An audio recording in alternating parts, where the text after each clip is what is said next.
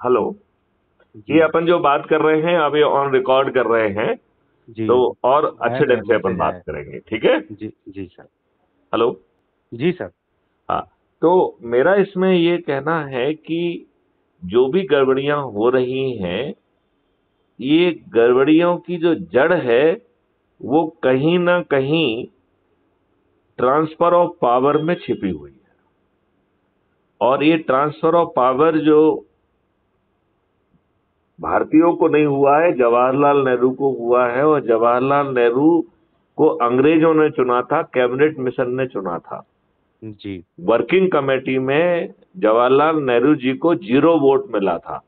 जी और महात्मा गांधी को जो यूज किया गया वो तो दिखावा है।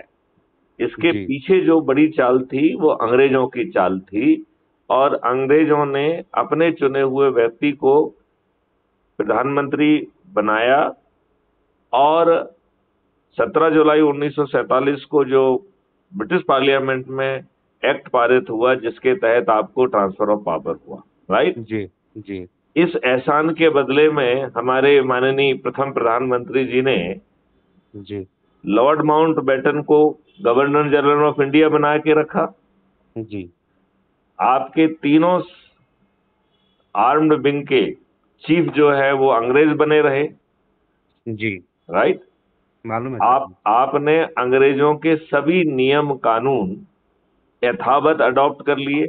जी आपने पुलिस एक्ट और पुलिस व्यवस्था एज इट इज अडॉप्ट कर ली।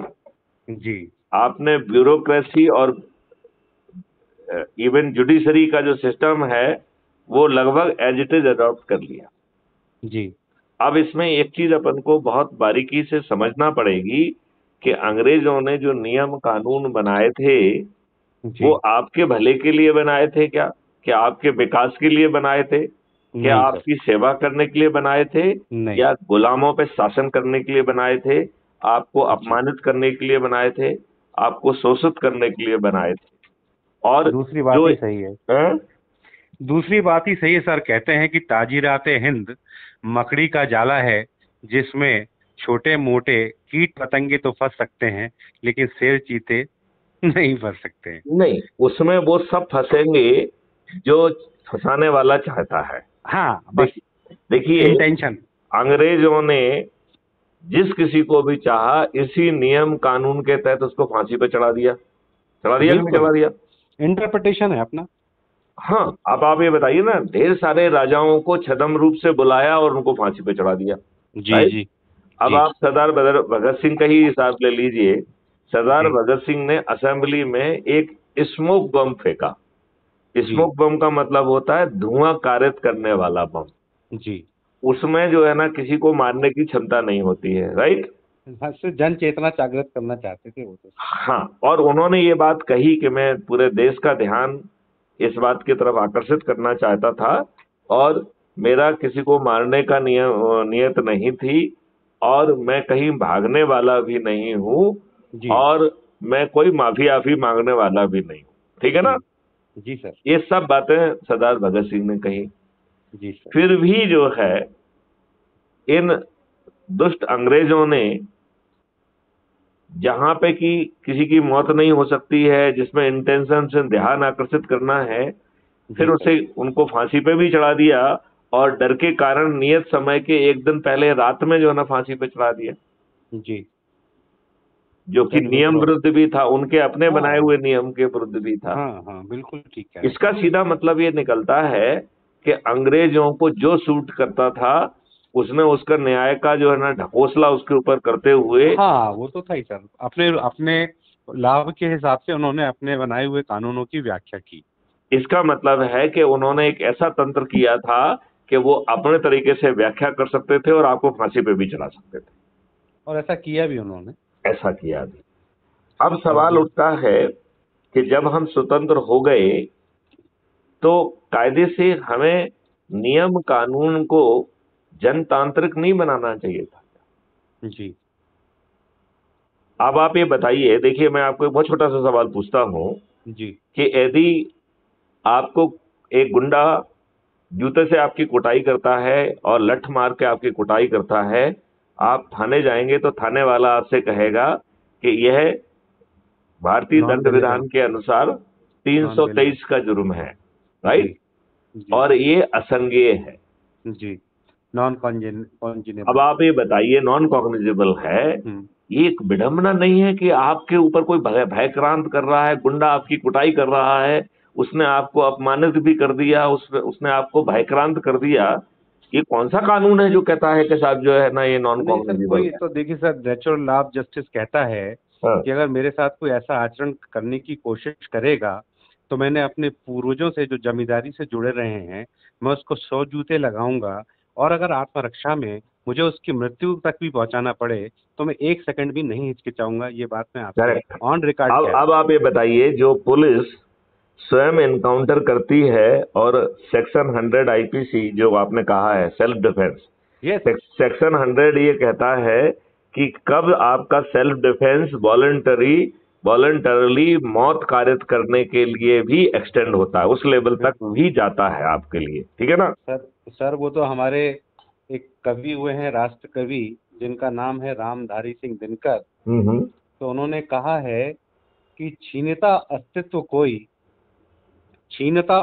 कोई, और तू त्याग तब से काम ले, और तू त्याग तब से काम ले, यह पाप है, यह पाप है, पुण्य है विच्छिन्न कर दे बढ़ रहा तेरी तरफ जो हाथ है। और उन्होंने आगे भी कहा कि क्षमा सोबती उस भुजंग को जिसके पास गरल हो। तो सही बात है। इसका मतलब है कि जिसके पास शक्ति है और फिर वो नम्रता जो है ना रखता है, तो वो उसका आभूषण है। लेकिन बिल्कुल आप यदि कमजोर हैं तो फिर आपका जो है वो नम्रता है वो अवगुण है, सर, राइट। क्या है कि आपने जो बात की शुरुआत में एक बात कही, जिनको इन पर आपने दोषारोपण किया, जिनको हम आज तथाकथित फादर ऑफ नेशन बोलते हैं, तो उन्होंने जो उपनिषद का जो वाक्य है कि अहिंसा परमो धर्मा, उसके आगे की लाइन है धर्म हिंसा तथैव च। आपने देखा हो तो मैंने इसको अपने कम्युनिटी पे पोस्ट किया था, आपने देखा था उसे? नहीं, नहीं देखा था सर, क्योंकि अच्छा, मैं तो तो मैंने उसे अध्ययन करता रहता हूँ सर। एक्चुअली में इस चीज को छिपा लिया गया हाँ, कि जो धर्म के लिए जो हिंसा की जाती है वो अहिंसा से भी श्रेष्ठ है। और यहाँ पर सर अच्छा धर्म देखिए, का आशय ये है। इसमें इसी चीज को अपन दो और चीजों से करोबरेट करें। अपने यहाँ पे ये भी कहा जाता है कि जो अत्याचार करता है वो जितना बड़ा पापी है, जो अत्याचार सहता है वो भी उतना ही पापी है, बिल्कुल ठीक वो बात भी है। उतना ही गुनहगार है, राइट। जी। फिर तीसरी बात जो है, गीता में भगवान कृष्ण ने खुद ही कह दिया हम्म कि जो धर्म के लिए लड़ाई है हम्म वो करना आपका कर्तव्य है। हम्म और उन्होंने अर्जुन से इस भाषा में बात कही कि हे पार्थ, गांडीव उठाओ, यह धर्म युद्ध है, तुम्हें लड़ना ही होगा, वरना आगे की जो जनरेशन्स हैं वो जी आपको धनुर्धारी के रूप में याद नहीं करेंगी, वो आपको एक कायर के रूप में याद करेंगी। सर, हमारे यहाँ धर्म का मतलब है जीवन शैली, और कोई वीर व्यक्ति किसी बड़े अवसर की तलाश नहीं करता है।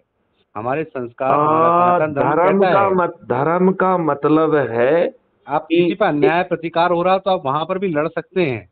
बिल्कुल सही, धर्म का मतलब है कि उस परिस्थिति के लिए जो उपयुक्त जो आचरण है बस वही आपका धर्म है। बस, जैसे मतलब सैनिक का जो धर्म है कि उसको राष्ट्र की रक्षा के लिए वहां पर कार्य करना है तो करेगा।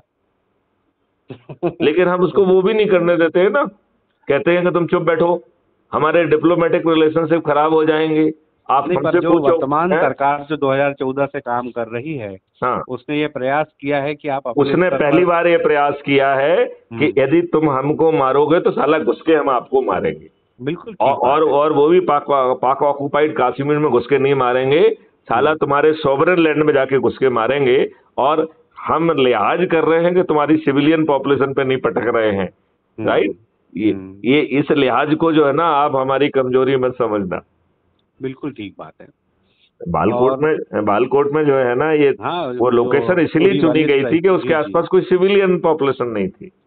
देखिए सर, हमारे देश में और जो जो ज्ञान है, जो कौशल है, जो हमारा ऋषि मुनियों द्वारा दिया ज्ञान, ज्ञान है, जो हमारी सनातन परंपरा है, अगर हम अपने अतीत के गौरव की तरफ लौटेंगे तब हमें मालूम पड़ेगा कि शून्य का विस्तार भी हमने किया, बाकी चीजें भी हमने करी। तो सर अतीत के गौरव से जोड़ के ही आदमी अपने वर्तमान को चमकदार बना सकता है। लेकिन अब आपको ये नहीं लगता है कि जो ये व्यवस्था है ये आसुरी होती जा रही है? और धर्म को तो छोड़ दीजिए, देखिए जो हमने एक पीपल रिप्रेजेंटेटिव एक्ट बनाया जिसके तहत पॉलिटिकल पार्टियां बनी, जी ये पॉलिटिकल पार्टियां क्या प्राइवेट कंपनियां या परिवार की कंपनियां नहीं बन गई हैं? हाँ, अधिकांश मामलों में हम ऐसा कह सकते हैं। कुछ अभी भी ऐसे दल हैं जो अरे आंतरिक सभी दल ऐसे लोकतंत्र। ही हैं। आप ये बताइए मेरे को, मैं बताता हूँ। ये पैसे लेकर टिकट दे रहे हैं, नंबर वन। ये जो है अपने नेताओं के बच्चों को, रिश्तेदारों को टिकट दे रहे हैं। ये दूसरे पार्टियों के लोग जो कि खुदगर्ज अपने लाभ के लिए आपसे जुड़ रहे हैं, उनको जो है ना फूल मालाएं पहना रहे हैं, मंच पे बैठा रहे हैं, उनको टिकट दे रहे हैं, उनको मंत्री पद से भी विभूषित कर रहे हैं और कई बार तो उनको पैसे भी दे रहे हैं, राइट? सर फिर ये देखिए, मैं साहित्य का भी विद्यार्थी हूँ। नहीं, एक चीज और हिंदू रह गई अनुसार उसमें, अपराधियों को भी ये टिकट दे रहे हैं। वो तो सर अभी सुरेंद्र शर्मा राष्ट्रीय कवि हैं, वो कह रहे थे हाँ हाँ। कि जब हम अशिक्षित थे तो सरदार पटेल को चुनते थे, हम पढ़े लिखे हो गए तो फूलन देवी को भी चुनने लगे। बहुत सही कहा, बहुत सही कहा, वाह। दूसरी बात सर, चंबल क्षेत्र में मुरैना में एक कवियत्री हुई है इंदु इंदिरा। ओके। जब हम किसी को भ्रष्टाचारी बोलते हैं तो वो एक विशेषण होता है, ईमानदार बोलते हैं तो एक विशेषण होता है। उन्होंने एक कविता पढ़ी थी 35 वर्ष पूर्व कि जब जन जन में व्याप्त हो गया तो भ्रष्टाचार समाप्त हो गया। जब जन जन में व्याप्त हो गया तो भ्रष्टाचार समाप्त हो गया। जब हमने अपनी जीवन शैली में, आपने तो बहुत अच्छी बात कह दी, नेताओं को खुश करने वाली बात कह दी। नहीं सर, उस नेताओं को नहीं सर। देखिए, जैसे मैं, आप जानते हैं कि मैं, ऐसा है, भ्रष्टाचार को आपने जैसे मिनट आपने भ्रष्टाचार को शिष्टाचार मान के, नहीं शिष्टाचार नहीं सर, उसे आपने यदि आपने उसे एक्सेप्ट कर लिया तो एक्सेप्ट नहीं करा सर। जो लड़ने की जो थोड़ी बहुत संभावना है आपने तो उसे भी खत्म कर दिया। नहीं सर, लड़ना तो है ही। हमको अपनी चेतना में परिवर्तन लाना है। हमने अपने बच्चों को ये संस्कार देना है कि भैया, मेरे अनुज जो कि एक वरिष्ठ पत्रकार हैं राष्ट्रीय स्तर के, तो उन्होंने राहुल बजाज का इंटरव्यू लिया तो उन्होंने कहा कि राय साहब आप किसी से भी पूछ लीजिए, मैंने अंडर टेबल कोई डील नहीं करी किसी के साथ। अरे अगर हमें किसी राजनीतिक दल से हमारे को लगता है कि वो हमारी विचारधारा के अनुरूप कार्य कर रहा है, हम उसको चेक से पेमेंट करेंगे। लेकिन ये जो सर, लेकिन माननीय नरेंद्र मोदी जी ने तो अनोनिमस बॉन्ड ले आए। ये तो कितना दिमाग, तेज दिमाग का जो ना परिचायक है सर। ये ऐसा था ना कि जो मैं बताता हूँ, मैं उनके समर्थन में आपको एक बात कहता हूँ सर। नहीं, मैं तो अनोनिमस बॉन्ड की बात कर रहा हूँ। मैं तो खुद उनका बहुत बड़ा समर्थक हूँ उनका। नहीं सर, मैं उसी बॉन्ड के फेवर में बोलता हूँ सर, अनोनिमस बॉन्ड के फेवर में। हाँ, मैं ये बोलता हूँ सर, कई बार आदमी अपनी निष्ठा जाहिर नहीं करना चाहता कोई भी बड़ा कारपोरेट किसके प्रति है। एक दूसरे सर, जब द्वापर की है, हम तो उल्टा कह रहे हैं कि जब हम दें तो there is something call advocacy, there is something call lobbying. यदि मैं जो है ना 10 करोड़ दान दे रहा हूँ पॉलिटिकल पार्टी को, तो मुझे ये कहने का हक है कि मैं ये दान दे रहा हूँ और मैं अपेक्षा करता हूँ कि ये नियम कानून यदि तुम बनाओगे तो देश हित में होंगे। मतलब आप अपने हित की बात नहीं कर सकते हो, लेकिन you must do the lobbying for the nation. आपको जो है अपना चेहरा छिपाने की जरूरत नहीं है जी। आप ये बताइए, अनोनिमस बॉन्ड देके आप जो है एक गलत पैसे को जो है ना पॉलिटिकल पार्टी में रूट करने का आप आधार बना रहे हैं, और हमारी देखिए इंटेलेक्चुअल कैपेबिलिटी कि हम उसे भी जो है सही ठहराने में हमें कोई शर्म नहीं आ रही है, कोई लज्जा नहीं आ रही है। नहीं, शर्म लज्जा वाली बात ही नहीं है सर। आपको आपके संपूर्ण आदर के साथ मैं कहना चाहूंगा सर जी कि जो राम के आदर्श थे सतयुग में, द्वापर में श्री कृष्ण ने उसमें सुधार लाया ना। उन्होंने बोला भीम को कि आहो भैया आहो, कमर के नीचे मारो, नहीं तो दुर्योधन नहीं मरेगा। अटल जी का शासन तंत्र क्यों नहीं चल पाया, ये आप मुझसे बेहतर जानते हैं सर। आप मध्य प्रदेश के पुलिस महानिदेशक रहे। नहीं, इसका मतलब ये है कि आप ऐसे प्रिंसिपल प्रतिस्थापित मत करो जिससे कि बुराई जो है ना दूर ना हो सके। यदि वो बुराई जो है आपको मालूम है कि इसका जंघा यदि कच्चा है तो जंगे पे ही मारना चाहिए। यदि अपराध की जड़ जो है ना जहां पे कमजोरी है बस साला उस पे ही कुठाराघात करो। बिल्कुल। आप कितने दुष्ट हो कि आप कहते हो कि नहीं नहीं नहीं मैं उसकी जड़ पे जो है ना वो नहीं करूंगा क्योंकि मैं ज्ञानी हूं। ज्ञानी नहीं है, हाँ, आप दुष्ट हैं। नहीं नहीं, हमारे धर्म शास्त्रों में तो कहीं ऐसा लिखा ही नहीं है। हमारे तो शास्त्र कहते हैं कि शास्त्र के साथ नहीं, सत्य लेकिन भी जरूरी है। भगवान राम ने कब कहा कि साहब जो है ना आप कमर के नीचे मत मारो? सर जो है उन्होंने जो मर्यादा पुरुषोत्तम का जो नहीं किरदार क्यों, निभाया, उन्होंने भी जो ना नाभि में जो अमृत था उसमें सुखाया ही ना।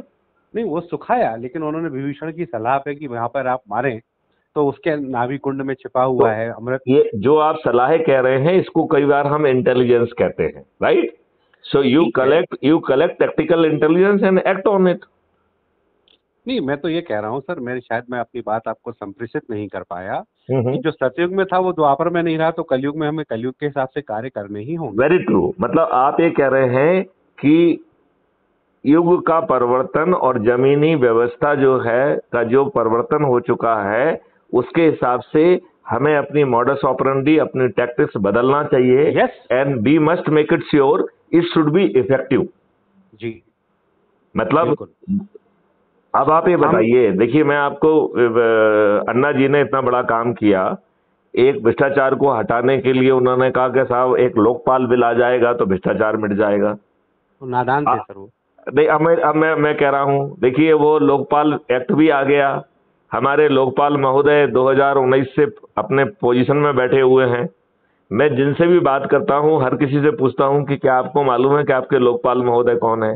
तो मैं विवेक आपसे भी पूछता हूं कि क्या आपको मालूम है कि देखिए सर, आपके ये लोकपाल महोदय लोकपाल, कौन है? जैसे लोकपाल है जिसको इंग्लिश में ओम्बड्समैन कहते हैं, हाँ। हर क्षेत्र में होते हैं। हमारे लोकायुक्त भी जो है नहीं, सरकारी लोकायुक्त सेवाओं अलग में। चीज है उसका, नहीं मैं अभी तो समझता हूँ लोग, सर। हाँ हाँ। लोकपाल अरविंद केजरीवाल जी ने कोशिश करी बनाने की, हमने बना दिया। नख सिख दंत विहीन व्यक्तियों को आप बनाएंगे तो आप क्या कर पाएंगे सर? करेक्ट। तो इसका मतलब ये है कि यदि आप जो है बाहर रहकर यदि दूसरे की इच्छा के विरुद्ध कुछ थोपने की कोशिश करेंगे तो वो उसमें इतने छिद्र छोड़ देंगे कि जी वो अपना मकसद ही पूरा नहीं हो पाएगा। बिल्कुल और बिल्कुल। फिर उसमें जो है ना उसकी क्रियान्वयन करने के लिए ऐसे निकम्मे लोगों को छांट के लगाया जाएगा जिनका जो है ध्येय ही नहीं है उसने वो करने का। बिल्कुल ठीक बात है कि नहीं? इसका बिल्कुल सीधा ठीक बात। मतलब क्या निकल रहा है कि ये पूरी व्यवस्था जो है ये आसुरी हो गई है। इसको ये अपन मान लें कि ना माने? नहीं, इसको मानना चाहिए। जब हम 10 दिसंबर को मानवाधिकार दिवस मनाते हैं तो वो मानव के लिए है, दानवों के लिए नहीं है सर।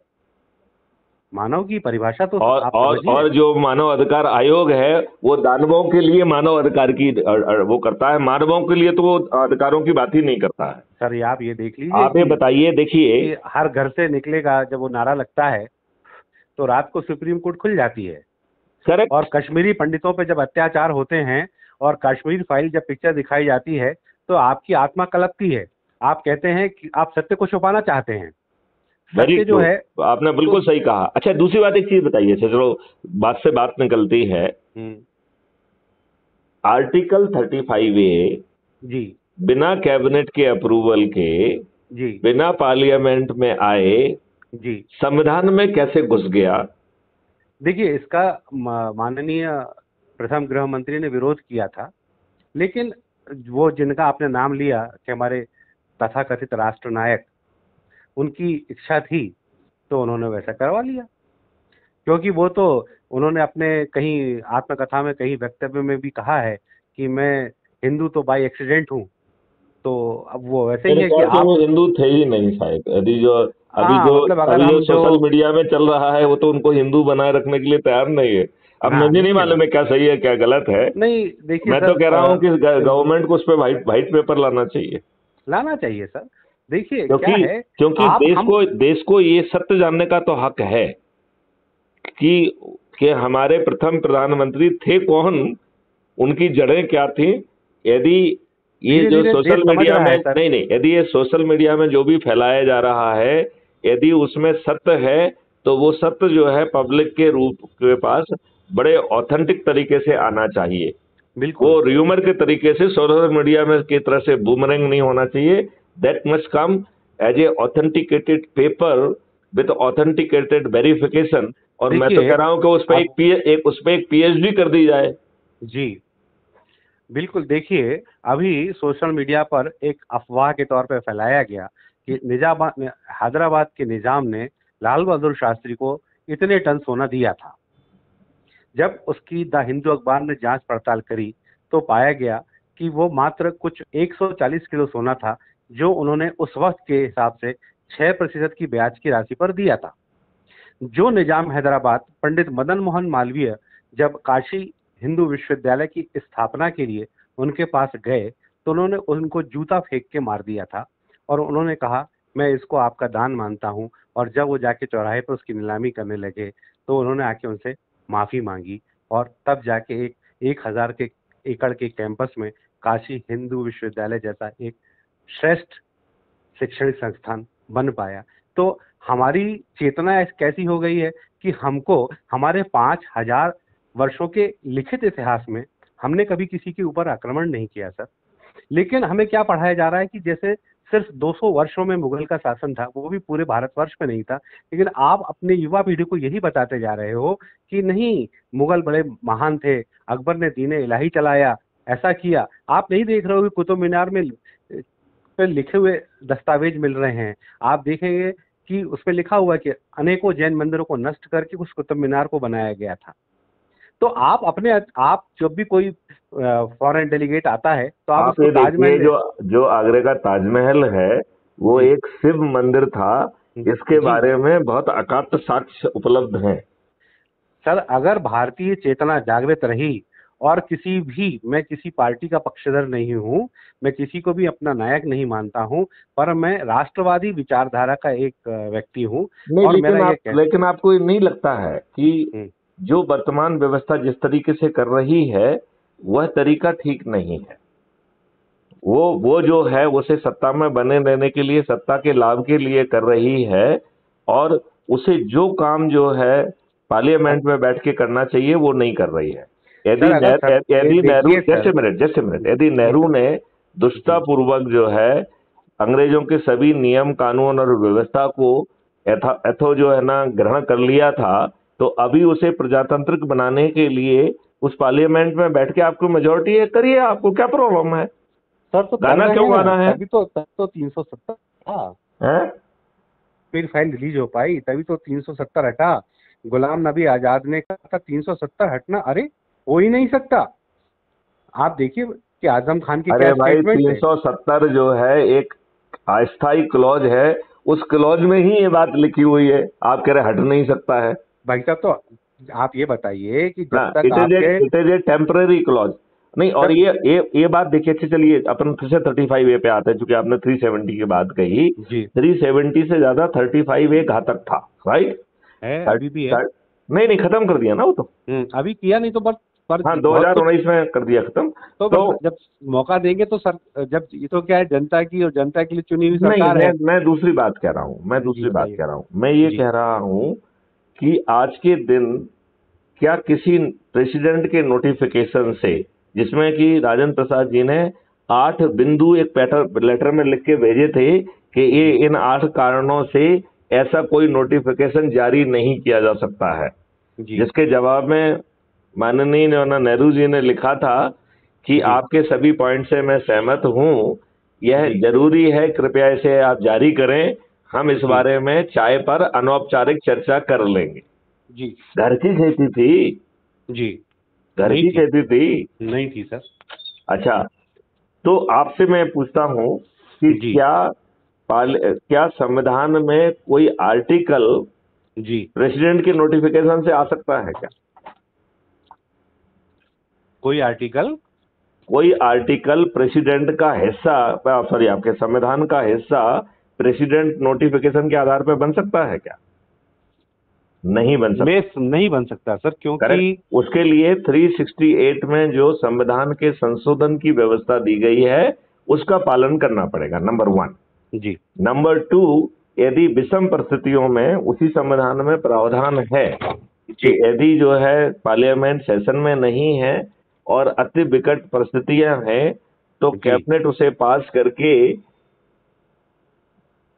जो जी एक्ट नहीं कहलाएगा, वो ऑर्डिनेंस कहलाएगा। ऑर्डिनेंस ऑर्डिनेंस कहलाएगा। जारी किया जा सकता है, लेकिन यदि 6 महीने के अंदर जी पार्लियामेंट उसे यदि पारित नहीं करती है तो वो ऑर्डिनेंस भी स्वतः लैप्स कर जाएगा।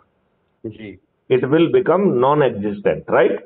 जी सर। लैप्स कर जाएगा अपने आप, राइट? जी जी जी तो ये आर्टिकल प्रेसिडेंट की नोटिफिकेशन से 75 साल कैसे सरवाइव किया, और 2014 में माननीय सुप्रीम कोर्ट में जो है यह पिटीशन लगाई गई कि साहब हेलो। ये असंवैधानिक है, तो जी 2014 से 2019 के बीच में जी संविधान के जो है ना महा एक्सपर्ट सुप्रीम कोर्ट को क्यों जी उसमें जो है ना एक दूध पीता बच्चा बता देगा कि एक जी आर्टिकल कैसे आ जाएगा संविधान में। सर, ये और दूध पीता और बच्चा हमारी तो जो बता एक देगा। मिनट, हमारी ब्यूरोक्रेसी कितनी महान है, हम उसे जी स्टील फ्रेम कहते हैं। हमने तो उसे आप संविधान में जो है ना उसको सुरक्षित रखने की व्यवस्था की है। तब आर्टिकल आप 300 तो सर है? उसका आप तो उसके सर्वोच्च स्तर पे जुड़े रहे, तो ये तो आप बेहतर बता सकते हैं। नहीं, मैं बता रहा हूँ ना, आर्टिकल जी 309 है, 310 है, 311 है, ये सब जी जो है ब्यूरोक्रेसी की सुरक्षा के लिए बनाया गया है। जी वो ब्यूरोक्रेसी राष्ट्र की जी सुरक्षा के लिए कहीं आगे नहीं आती, जी वो हमेशा अपने हितों का ध्यान रखती है अकेला। सर, देखिए ना कि जब कोई आदमी खैरनार की तरह पद पर रह के कार्य करता है, जब कोई व्यक्ति पद पर रहते हुए कोई महत्वपूर्ण निर्णय लेता है, जैसे कई लोगों ने लिए हैं। अब देखिए, आपके जो भारत के मुख्य सुरक्षा सलाहकार हैं, उनका कितना शानदार ट्रैक रिकॉर्ड है। तो देखिए सर, मेरा एक छोटा-सा निवेदन है। मैं आपका कॉलेज जूनियर भी हूँ और आपका बहुत सम्मान करता हूँ, ये आप जानते हैं। पर मैं एक सिद्धांत में, प्रगति के न्याय के सिद्धांत में ये विश्वास रखता हूँ कि समुद्र की गंदगी साफ करने के लिए कोई मैकेनिज्म नहीं होता। ज्वार-भाटे आते हैं, टाइड्स आते हैं और गंदगी बाहर हो जाती है। इसी तर्ज पर जब हम जन चेतना को जागृत कर लेंगे सर, तो वो फिर विद्रोह करेगी जब। देखो, मैं आपको ये बताऊं, जन चेतना के साथ प्रॉब्लम ये है कि ढेर सारे फोर्सेस जो है उच्च जी, चेतना को दिग्भ्रमित करते हैं, राइट? करते बिल्कुल करते हैं। जैसे मान लो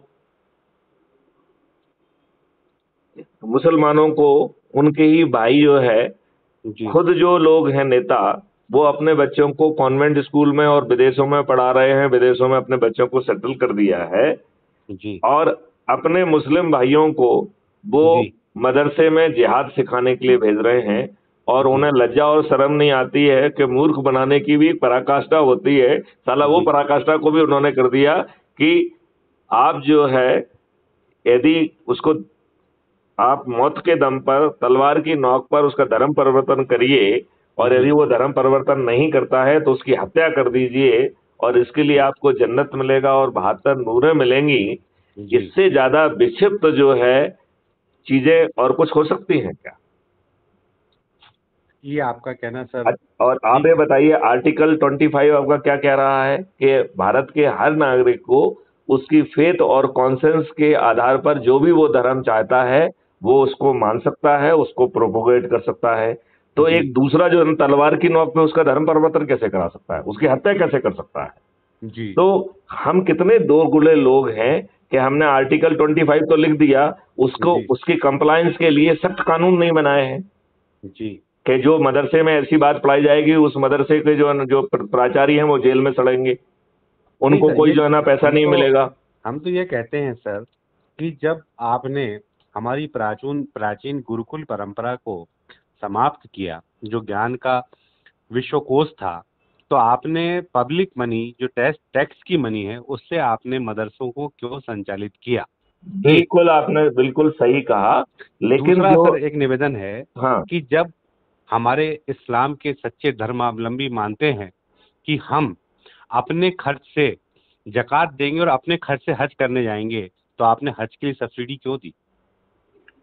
क्यों? और वो जो है फंडामेंटल राइट के तहत प्रतिबंधित है कि ना तो आप किसी धर्म के लिए ऊपर टैक्स लगा सकते हैं, ना टैक्स के पैसे से धर्म से संबंधित काम कर सकते हैं। ये आपका फंडामेंटल राइट है, this is restriction on the government. Sir मेरा एक लेकिन और वो निवेदन रिस्ट्रिक्शन है को कि तो मान नहीं रहे ना, उसके सर उसके विरुद्ध कानून बना रहे हैं मेरा एक और और निवेदन है बेशर्मी से सर। बना रहे हैं। अरे विवेक राय, आपको जी मैं एक सलाह देता हूँ, जी आप गूगल पे सर्च करिए जी कॉमनल वायलेंस प्रिवेंशन एक्ट जी 2005, 2011, 2013, राइट। इसको जी 2-3 बार प्रयास किया गया। जी ये इतना खतरनाक एक्ट था जी कि हिंदुओं को भारत में रहना मुश्किल हो जाता। बिल्कुल सही उसका बात है। उसका ड्राफ्ट अवेलेबल है, आप पढ़ो तो सही उसको। जी हाँ, अब आप ये देखिए कितने घृणित दिमाग के लोग होंगे जिन्होंने ऐसे एक्ट का ड्राफ्ट बनाया।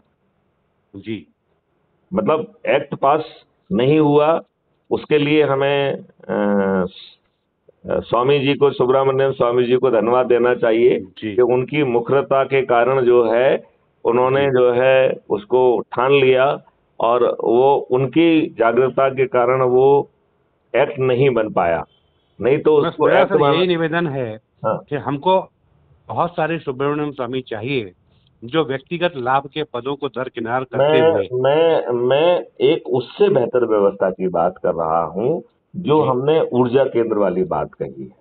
जी हाँ, ऊर्जा केंद्र एक सेल्फिश व्यवस्था भी है कि आप अपने आप जी को ऊर्जाकृत कर रहे हैं, आप अपनी नकारात्मकता को हटा दे रहे हैं, आप सकारात्मक होते जा रहे हैं, और इस सकारात्मकता से जो है आपका जो है प्रोडक्टिविटी बढ़ेगी, आपका अपना धन लाभ बढ़ेगा, राइट। जी और आप कोई नेगेटिव काम नहीं कर रहे हैं, जी आप अपने ही प्रभाव क्षेत्र के लोगों की सूची बना के उन्हें ऊर्जाकृत कर रहे हैं। तो इसी बहाने अपने प्रभाव क्षेत्र के लोगों से आपको बातचीत करने का मौका मिल रहा है, जी आपके संबंध और सरसता उसमें बढ़ रही है। आप मान रहे हैं कि जी नहीं मान रहे हैं? तो सहमत हूँ सर। तो वो भी लाभ का काम है, राइट। जी जी फिर जो है जिसको आप ऊर्जाकृत करेंगे वो आपको पोटेंसी के रूप में आपके साथ जुड़ जाएगा। तो यदि आपने 10,000 लोगों को ऊर्जाकृत कर दिया तो आप ऊर्जा केंद्र से महा ऊर्जा केंद्र बन गए, राइट। जी अब इन महा ऊर्जा केंद्र का और ऊर्जा केंद्रों का एक ही वो है कि हम जो है राजनीतिक शक्तियों को अनुनय विनय प्रार्थना करके विवश कर पाए। यदि वो नहीं माने तो उन्हें उनके ही गेम में पराजित करना होगा। और हम ट्रांसपेरेंसी के साथ जो ये महा ऊर्जा केंद्र हैं with the higher potency, they can be given ticket of the MLAs and MPs, right. और जी उनको बिना चुनाव प्रचार के, चूंकि आपके ऊर्जा केंद्रों की संख्या लगभग पॉपुलेशन के बराबर हो जाएगी, 100 करोड़ हो जाएगी, 70 करोड़ हो जाएगी, तो आप इन आसुरी शक्तियों को ना केवल हरा पाएंगे और वो भी बिना किसी खर्च के, बल्कि अधिकांश लोगों की जमानतें जब्त हो जाएंगी। और ये इतना साइलेंटली होगा कि लोगों को मालूम भी नहीं पड़ पाएगा, क्योंकि कोई इसका शोर नहीं मचा रहा है, राइट। आप जी अपने प्रभाव क्षेत्र के एनआरआई को उसको बात कर रहे हैं, एक व्यक्ति को ऊर्जाकृत कर रहे हैं, एक डिस्टेंटली प्लेस जो है ना रेजिडेंट इंडियन को ऊर्जाकृत कर रहे हैं एक दिन में। और अपने साथियों को जहां भी आप घूमते वहीं बैठ के 2-4-6 लोगों से जो है ये इसके ऑडियो वीडियो सुना के थोड़ा सा आपस में संवाद देखिए सर, करके। मैं तो वर्ष 1979 जब मैं मात्र 10 वर्ष का एक बालक था तब से मैं राष्ट्रवादी विचारधारा से जुड़ा हुआ हूँ। नहीं, ये इस अब देश का दुर्भाग्य है देखो कि देखो श्रीधरन चुनाव हार जाते हैं मेट्रो मैन और दूसरा व्यक्ति जीत नहीं, जाता है। वो इसलिए हार जाते हैं क्योंकि हमने उन्हें उनके हाल पे छोड़ दिया, नंबर 1। नंबर 2, हमने उन्हें प्रेजेंट व्यवस्था से लड़ने का सिस्टम बताया। इसमें हमने वो ऊर्जा पैदा कर दी, वो नेटवर्क पैदा कर दिया कि हम बिना चुनाव प्रचार के अपने लोगों को जिता पाएंगे। ऐसा नेटवर्क था क्या वहां पे? क्या ऐसे लोगों ने उन्हें उतारा था? नहीं उतारा था। तो देखिए सर, अभी जो वहाँ के हमें हमें तत्कालीन पूरी मुख्यमंत्री हैं, हैं? जो तत्कालीन मुख्यमंत्री हैं केरल के, हाँ, उनका आप एक प्रसंग पढ़ लीजिएगा कि भारत के जब राष्ट्रीय सुरक्षा सलाहकार जब वहां पर केरल कैडर में थे तो उन्होंने उनका क्या हश्र किया था।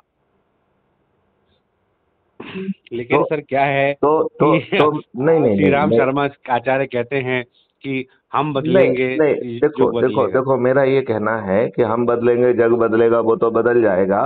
We have to have the more concrete pathways which can जो है ना give you the result within the shorter span. क्योंकि बिल्कुल सही। देखिए देखिए आपका जो 2019 का पार्लियामेंट है उसमें 42% क्रिमिनल्स हैं, राइट। जी उसमें 29% जघन्य अपराध के अपराधी हैं। अभी आपको जी मालूम है उत्तर प्रदेश जी में हर किसी ने योगी आदित्यनाथ योगी जी को और मोदी जी जी को जो है ना वोट दिया, जी लेकिन इन महान आत्माओं ने 205 अपराधियों को आपके सिर पे थोप दिया। तो आप ये मान के चलिए यदि हम जागृत नहीं हुए तो 2024 में 50% से ज्यादा मेंबर ऑफ पार्लियामेंट अपराधी होंगे। देखिए सर, वो क्या है कि तो अपराध की विवेक, अच्छा तुम परिभाषा को कब भी आ रहे हो? परिभाषित करना हो। मैं देखो अपराध की परिभाषा को भी परिभाषित करना अरे होगा। हम ये कह रहे हैं कि जब आप जो है एक चपरासी बनाने के लिए जो है वो परिभाषा मान रहे हैं, जो कोई निर्णय नहीं ले रहा है, तो ऐसा इनमें क्या मोती लगा हुआ है कि नहीं साहब इनके लिए आप परिभाषा भी बदलो? क्यों बदलें परिभाषा? सर, मेरा आपसे एक विनम्र निवेदन है कि हाँ। आप तो सर इतने श्रेष्ठ पद पर रहे हैं और राज्य को आपने नेतृत्व दिया है और पुलिस रिफॉर्म में आपने काम किया है। आप ये समझते हैं कि एक ऐसा तंत्र भी काम कर रहा है जो हर हालत में चाहता है कि ये जो विचारधारा है वो रिपीट हो जाए और किसी भी तरीके से येन केन प्रकारेण हम ये साबित करने में साबित कर सकें कि नहीं, जो सरकार उत्तर प्रदेश में आ रही है वही चेंज ला सकती थी, वही गरीब कल्याण कर सकती थी, नहीं, वही ये बात 100% से मैं सहमत भी हूं और मैंने आदित्यनाथ योगी जी का खुद प्रचार भी किया है। मैंने ढेर सारे वीडियो जारी किए उनके प्रचार के। फिर आपकी बातें विरोधाभासी हो रही है नहीं सर। नहीं, बिल्कुल विरोधाभासी नहीं हो रही हैं। मैं विरोधाभास नहीं कह रहा हूं, मैं ये जी कह सर। रहा हूं उनके रहते जो अपराधी उन्होंने चुनित कर चुनाव कराए हैं वो जी गड़बड़ी नहीं कर पाएंगे। लेकिन मैं उन्हीं मोदी और योगी से पूछ रहा हूं कि जब भाई साहब मैंने आपको वोट दिए हैं तो जी आपने मेरे ऊपर अपराधी क्यों थोपे हैं? क्वेश्चन तो मैं उन्हीं से पूछ रहा हूं। There is no contradiction. हाँ, आज सही है भी तो आप लेकिन कह रहे सर। हैं कि Adityanath Yogi is the best. Yes. देखिए देखिए, चाहे लाउड स्पीकर की फिलोसफी हो, कितना बेहतरीन जो है ना उसने किया है। जी तो मैं आपको जो है सर, विवेक, उन्होंने उनसे किसी विवेक पत्रकार हम ने आपसे प्रश्न 15 किया। विवेक हम आपसे 15 मिनट बाद बात करते नहीं सर, अब मैं आपसे निवेदन करूंगा सर कि मैं एक कार्य के सिलसिले में बाहर आया हूँ, मध्य प्रदेश से बाहर। हैं। हाँ, और सर मेरे अब डिनर का टाइम हो रहा है और कुछ लोग मुझसे मिलने आने वाले हैं। चलिए तो तो आप इस लौट के चर्चा कब आ रहे को हो यहाँ पे? मैं सर 4 तारीख की सुबह पहुंच जाऊंगा। ठीक है, तो और फिर जब जैसा आप आके फिर मिलिए जो है। जी मैं आपको कुछ सदैव जिम्मेवारियां सौंपना चाहता हूँ। सर जितना मेरे क्षमताओं में होगा मैं उन दायित्वों का निर्वहन करूंगा।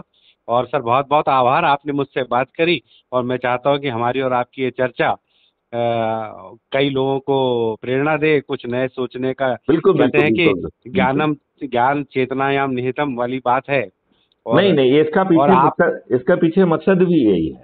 जी सर। और हमको सर ये कहना है कि सर योगस्थः कुरु कर्माणि वाली जो हमारी अवधारणा है उस पर हम काम करें तो एक से एक 11 और ये चैन बनेगी और हम अपने भारत को फिर शायद फिर पुनः विश्व गुरु बना सकें। ये भारत हर हालत में विश्वगुरु बन रहा है और 2024 तक बन जाएगा, ये भी मैं आपको घोषणा कर दे रहा सर हूँ। मैं आपका इस बात से मैं बहुत प्रसन्नता व्यक्त करता हूँ। और मैथिली शरण गुप्त जिनसे नाम आपकी राशि मिलती है तो उन्होंने ऐसी बहुत सारी बातें कही हैं। मेरे आप को भी ना उस निराश चिरगांव के करो मन को है। हाँ, तो आप भी सर उसी चिरगांव से आते हैं। और कुछ सोच के ही आदरणीय अंकल आंटी ने आपका नाम उनके नाम पे रखा होगा। तो हम चाहते हैं सर कि आपके इस महती प्रयास को सफलता मिले और आपकी ऊर्जा का सदुपयोग हो चलिए और देश जागे हम सर। सब मिलके ये जरूर जी सर। स्थापित कर पाएंगे। जी सर। जय राइट। भारत, जय जय हिंद सर। हिंद, जय भारत, वंदे जी मातरम। सर, नमस्कार।